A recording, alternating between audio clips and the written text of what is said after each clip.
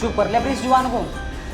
इस घर में पड़ा पड़ा खा रही है और ऊपर से मेरे भाइयों को उल्टा सीधा बोल रही है। जो तुम मुझे आज दिन ये थप्पड़ मार देते हो ना, अगर मेरे पति जिंदा होते तो मुझे ये दिन देखने नहीं पड़ते।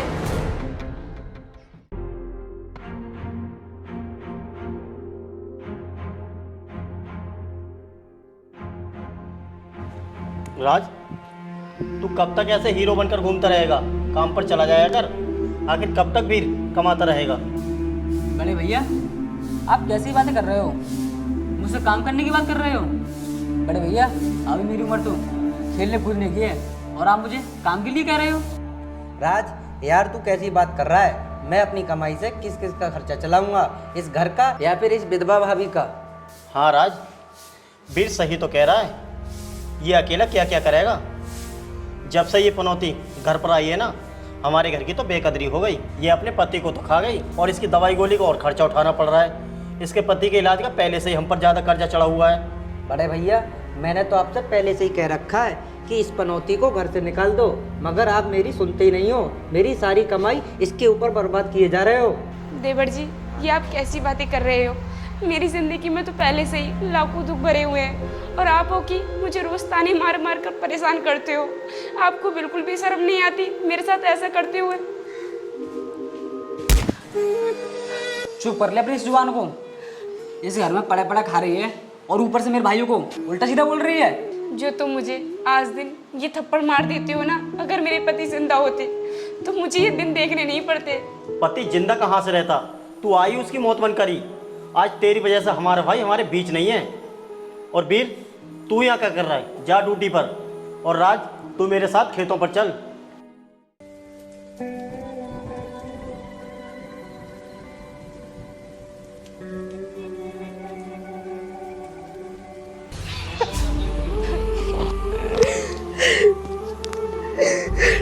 हे भगवान, ये तो मुझे किस जन्म की सजा दे रहा है? तूने मेरे पति को मुझसे छीन लिया, अब तू मुझे क्यों नहीं उठाता है? कब तक मैं इन लोगों के ताने सुनूंगी?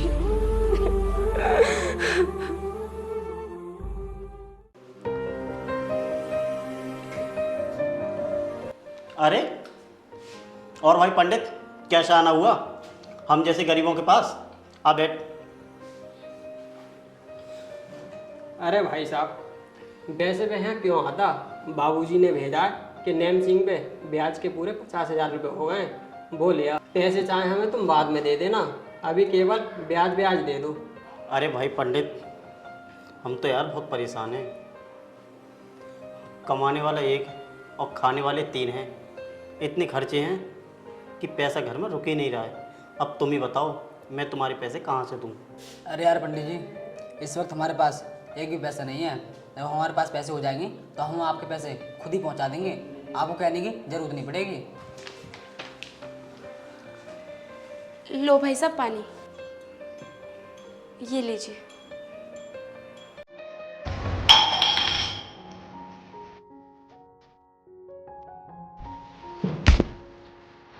ये क्या कर दिया तूने? सारे कपड़े खराब कर दिए इनके। दिखाई नहीं देते तुझे? अंधी हो रही है क्या? पंडित जी, हम तो बहुत परेशान हैं इससे। एक तो वीर की कमाई का आधे से ज़्यादा पैसा इस पर खर्च हो रहा है और तुमसे पैसा उधार लेकर इसके पति के इलाज में लगा दिया और बचा हुआ पैसा इस पर लगा रहे हैं। अब तुम ही बताओ, हमारी तो सारी जिंदगी झंड हो गई। देखो नेम सिंह भाई, कैसे भी करके हमारे पैसे का इंतजाम करवाओ। वैसे भी रक्षाबंधन के 3 दिन बचे हैं और उन्हीं पैसों से हमें अपने मजदूरों का हिसाब भी करना है। अरे यार, तू विश्वास तो कर, इस वक्त हमारे घर पर एक भी पैसा नहीं है। तू मुझे पर दोस्त मानता है ना, तू सिर्फ हमें 1 महीने का टाइम दे दे, मैं तेरे सारे पैसों का हिसाब करवा दूंगा। देख भाई राज, तू अगर मुझे अपनी दोस्ती का वास्ता दे रहा है तो मैं तुझे 1 महीने का तो नहीं, 2 दिन का टाइम दिलवा सकता हूँ। और 2 दिन के बाद पैसे नहीं मिले तो बाबूजी तुम्हारा घर भी छिनवा लेंगे। और हाँ राज, मुझे तुझसे कुछ ज़रूरी काम है, तू मुझे गांव के बाहर 7 पर मिलना, तो फिर मैं चलता हूँ। ठीक है भाई।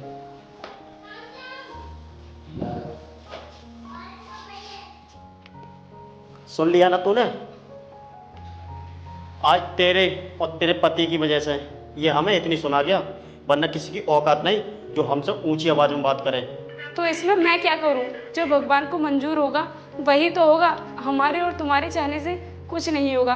मेरे भगवान ने नसीब में दुख लिखे हैं तो मैं दुख उठा रही हूँ, लेकिन आप लोग क्यों मेरे ऊपर दुखों का पहाड़ ढा रहे हो? अच्छा, तो तू अब हमें दोष दे रही है? तू ये तो शुक्र मना तू हमारे घर में आकर खा रही है, वरना तू सड़क पर भीख मांग रही होती। छोटे, मुझे तो लगता है इसकी वजह से हमारा राखी बंधन का त्योहार फीका रह जाएगा। हमारी बहनें जब हमारे घर में राखी बांधने आएंगी तो फिर हम अपनी बहनों का खर्चा उठाएंगे या फिर इसके पति के इलाज का खर्चा निपटाएंगे। बड़े भैया आप चिंता मत कीजिए, वीर भैया कमाने से इस घर का कुछ नहीं होगा। कल से मैं भी काम पर जाऊंगा। और हाँ भैया, इस मनुष्य को भी काम पर भेजना, घर में पड़ी पड़ी खा रही है। चलो भैया चलते हैं।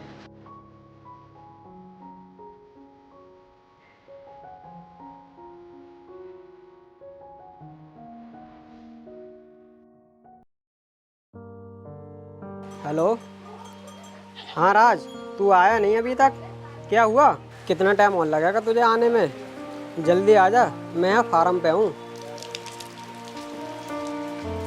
हाँ भाई बता, क्या बात है? कैसे परेशान हो रहा था बताने के लिए, बोल। अरे जो बात मैं तुझे बताने को जा रहा हूँ वो तेरे फायदे की ही है। वो तेरी भाभी है ना, वो बहुत ही सुंदर है। अगर तू बुरा ना माने तो एक बात कहूँ। अरे यार, मैं तेरी बात को बुरा क्यों मानूंगा? तू तो मेरे जिगरी यार है। बोल क्या बात है? मैं ये कह रहा था, वो तेरी विधवा भाभी है ना, उसके लिए कुछ पल के लिए मेरे हवाले कर दे। मैं तेरा सारा कर्जा माफ़ कर दूंगा। मेरा दिल आ गया उस पर। अरे पंडित जी, हम अपने घर पर अपनी भाभी पर कितना भी अत्याचार करते हो, लेकिन हम अपनी भाभी के साथ इतना घिनौना काम नहीं कर सकते। देख भाई, मैं तो तुम्हारे फायदे की बात कर रहा हूँ, वरना तुम तीनों भाई जिंदगी भर पैसे कमाओगे, फिर भी तुम जिंदगी भर मेरे बाबूजी के पैसे नहीं दे पाओगे। चल पहले मैं ट्राई करके देखता हूँ, मानती है तो ठीक है, वरना मैं तेरे हवाले कर दूंगा। चल फिर मैं चलता हूँ।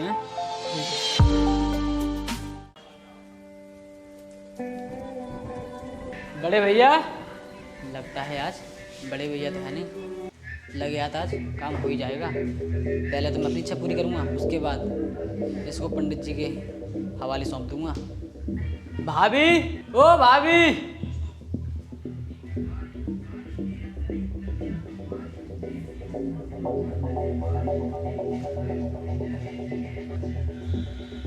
अरे भाभी, आप यहाँ पर पड़ी हो? मुझे आपसे कुछ जरूरी बात करनी है, आप उठकर बैठ जाइए। अरे देवर जी, आज आपको मुझसे क्या बात करनी है? आप तो रोज मेरे ऊपर जुर्म ढाए जा रहे हो, और आज तुम्हें मेरे ऊपर इतना तरस कैसे आ रहा है? देखो भाभी, तुम मेरी बात ध्यान से सुनना। तुम्हें इस घर में सभी लोग ताने देते हैं ना, तो सिर्फ इसकी वजह तुम्हारे पति और तुम्हारे पति का कर्जा है। अगर तुम इससे छुटकारा पाना चाहती हो तो तुम्हें एक काम करना पड़ेगा। बताओ। हाँ बताओ, मुझे क्या करना पड़ेगा? भाभी, मैं जानता हूँ मेरे भाई शादी कुछ दिन बाद ही गुजर गए और आपको भरी पूरी जवानी में विधवा कर गए। अगर आप मुझे आपके साथ कुछ पल बिताने दोगी और मेरे दोस्त पंडित जी को खुश रखोगी, तुम्हारे सारे तो दूर हो जाएंगे और तुम्हारा कर्जा भी। तुम्हें शर्म नहीं आती ये सारी बातें बोलते हुए? अरे मैं तुम्हें देवर नहीं बल्कि अपने छोटे भाई की तरह समझती हूँ, और तुम्हें बिल्कुल भी शर्म नहीं आती मुझे लेकर इतनी गंदी घिनौनी सोच रखते हुए? तुम क्या चाहते हो? मैं अपना कर्जा चुकाने के लिए तुम्हारी और तुम्हारे उस दोस्त की हवस को पूरा करूं? तो ऐसा कभी नहीं हो सकता। मैं मरना पसंद करूंगी, लेकिन कभी भी किसी को भी अपनी इज्जत के साथ खिलवाड़ नहीं करने दूंगी। सोच लो भाभी, ऐसा मौका बार बार नहीं आता। अगर हम सब लोग मिलकर मेहनत करेंगे तो अभी उसको कर्जा नहीं चुका पाएंगे। और वैसे भी कल रक्षाबंधन का दिन है, अगर आज शाम तक उसके पैसे नहीं पहुँचे तो कल कुछ भी हो सकता है। अरे तुम कितने नीच इंसान हो। कल रक्षाबंधन का दिन है और सभी भाई अपनी बहन की रक्षा करने की कसम उठाएंगे, और तुम किसी की बहन की इज्जत का सौदा करोगे? अरे मैं तुम्हें देवर नहीं अपना छोटा भाई मानती हूँ, और तुम अपनी बहन के साथ ऐसा करोगे तो तुम्हें भगवान भी माफ़ नहीं करेगा। मुझे तो लगता है तू ऐसे मानने वाली नहीं है। चल। क्या कर रहे हो? छोड़ो मुझे। इन दोनों ने कैसा हल्ला मचा रखा है। राज, ओ राज, कैसा हल्ला मचा रखा है तुम दोनों ने? क्या हो रहा है ये? भैया, भाभी मेरे साथ जबरदस्ती गलत करने को कह रही थी। जब मैंने इनसे मना करा तो फिर भी ये कोशिश कर रही थी। हे भगवान, ये तो कैसे दिन दिखा रहा है। मुझे तो लगता है घोर कलयुग की शुरुआत हो गई है। ये औरतें बच्चों तक को ना छोड़ रही, इतनी नीच हो गई हैं। नहीं बड़े भैया, मैंने ऐसा कुछ नहीं किया, बल्कि देवर जी मेरे साथ जबरदस्ती करने की कोशिश कर रहे थे। आपको लगता है कि मुझ जैसी विधवा ऐसा काम कर सकती है? मैंने ऐसी नीच हरकत नहीं की। मुझे कुछ नहीं सुनना। मैं अभी से तेरा खाना पीना रोटी पानी सब अभी बंद कराता हूँ। चल छोटे। भैया मेरा विश्वास कीजिए, भैया मेरा विश्वास कीजिए। हे भगवान, तूने मेरे साथ ये घोर अन्याय क्यों किया? तूने मेरे पति को तो अपने पास बुला लिया और मुझे यहाँ पर तड़पने के लिए छोड़ दिया। जीते जी मुझे क्यों मार रहा है? सभी बहन अपने भाइयों की राखी बांधेंगी और मैं यहाँ पर पड़ी पड़ी रहूंगी। तूने तो मुझे राखी बांधने के लिए एक भाई भी नहीं दिया।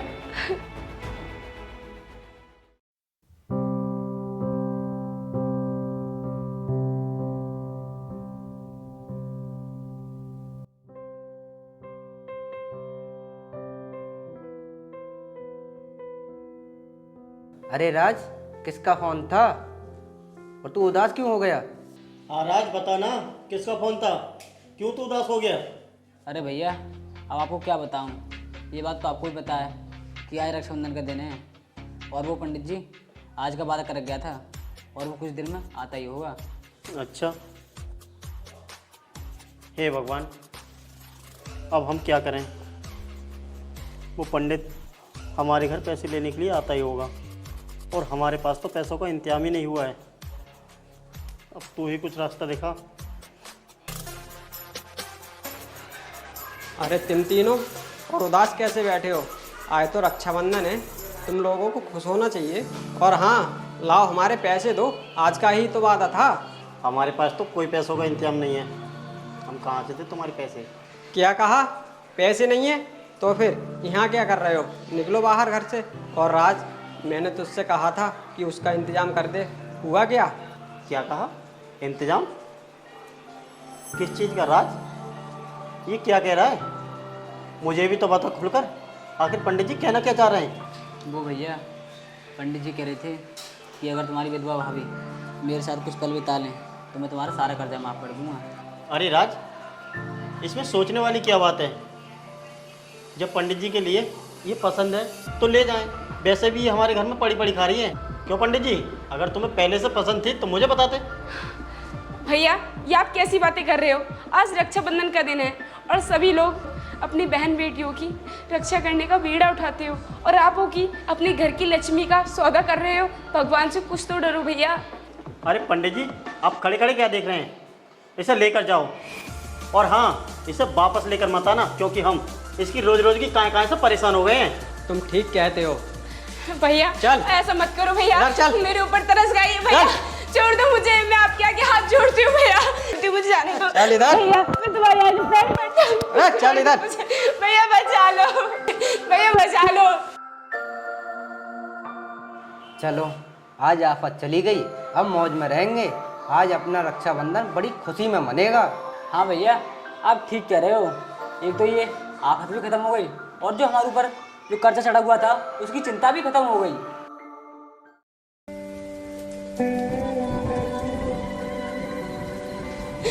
अरे उठो, कौन हो तुम और यहाँ क्यों पड़ी हो? वो साहब,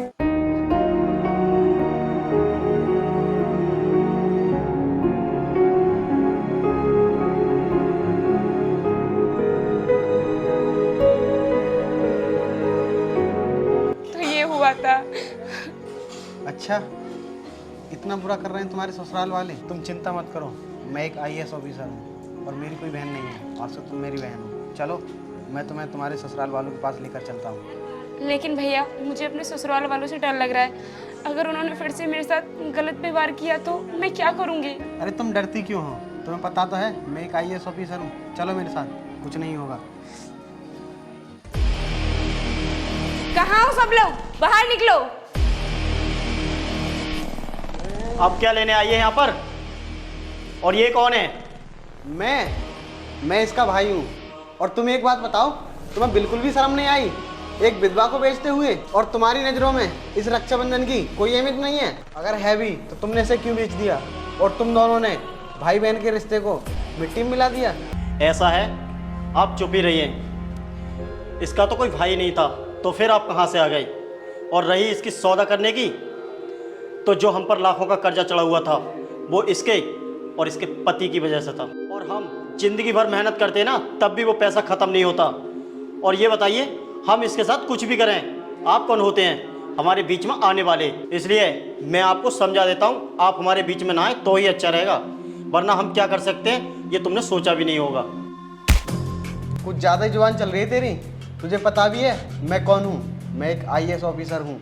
मैं तुम्हारा वो हाल करूँगा कि तुम लोगों ने कभी सपने में भी नहीं सोचा होगा। अरे ये लड़की यहाँ, और आपने मुझे बताया तक नहीं। चल। भाई क्यों रे, तुझे यही पवित्र दिन मिला था रक्षाबंधन का? और इस दिन सभी भाई अपनी बहनों की रक्षा के लिए कसम खाते हैं, और तू किसी की बहन को बर्बाद करने पर तुला है। और भैया, ये लोग हर रोज मुझे ताने देते हैं कि तेरा कोई भाई नहीं है, तू किसकी राखी बांधेगी। तो आज ये राखी बांधकर मैं इन लोगों के सामने ये साबित कर दूंगी कि मेरा भी भाई है, और वो भी एक आईएएस ऑफिसर। लाओ भैया, कलाई तुम राखी बांध देती हो। देख लो तुम लोग, अब तो तुम लोगों के कलेजे में ठंडक पड़ गई होगी।